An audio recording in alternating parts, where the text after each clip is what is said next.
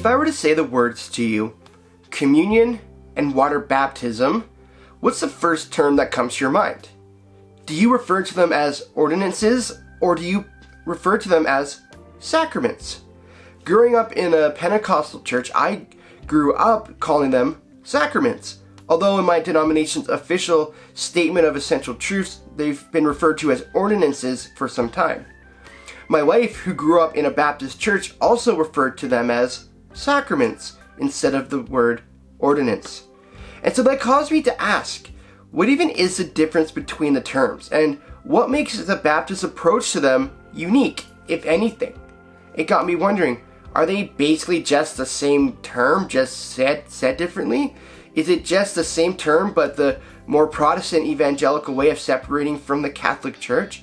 It's these questions that led me to dive deep into what these terms actually mean. Starting with sacraments, a great quote I found reads this: that sacraments are an outward and visual sign of an inward and invisible grace given by Christ, as sure and certain means by which we receive that grace. Sacraments are often seen as a way that convey grace to people. That as we partake in the sacraments, we are receiving grace by Christ for performing these rites or these rituals. Whereas with the ordinances, Protestants and evangelicals, which Baptists are included, believe that it's in response to grace that we have already received. Sacraments are often seen as a conduit of grace, but Protestants and evangelicals, when we look at ordinance, don't see it that way. We see them as a God-ordained ceremony, as some things that we're commanded to do that have been ordained by Christ. As Dr. Heath puts it, ordinances is a response to grace which we have received, something you do that reflects your faith and outworking of your faith.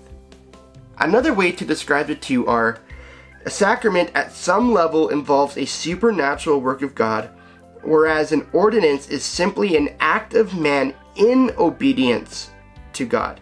Now, when you hear the term sacrament, your mind probably already goes to the Catholic Church and their sacraments, in which there are 7 of them. Whereas in the Baptist tradition and other Protestant and evangelical movements, the ordinances are usually 2, water baptism and communion.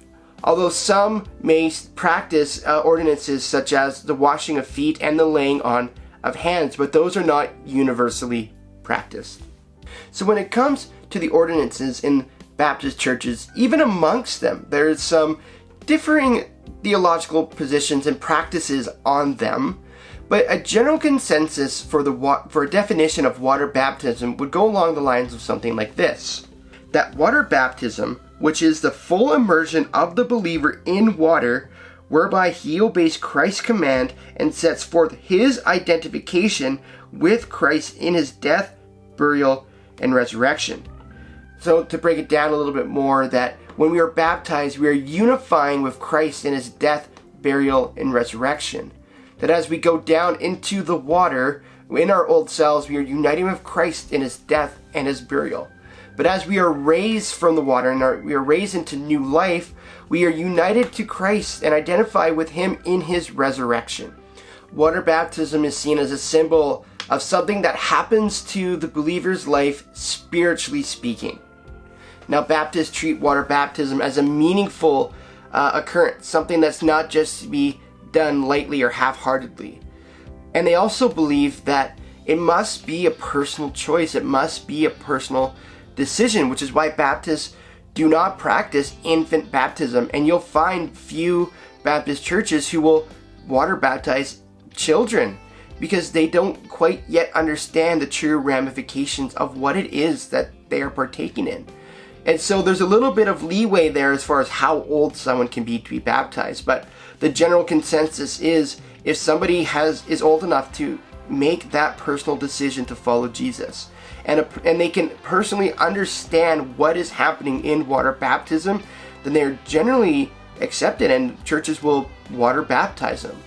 Now, the Lord's Supper, or communion as you might refer to it as, is the second ordinance that Baptists regularly practice.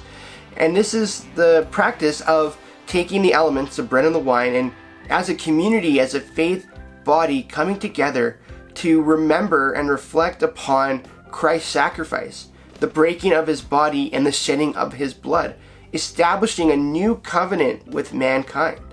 This is to be done regularly as we wait for the Lord's return. Baptists, like with water baptism, see communion as a very symbolic act, that this is something that symbolically represents Christ's body and blood as we remember.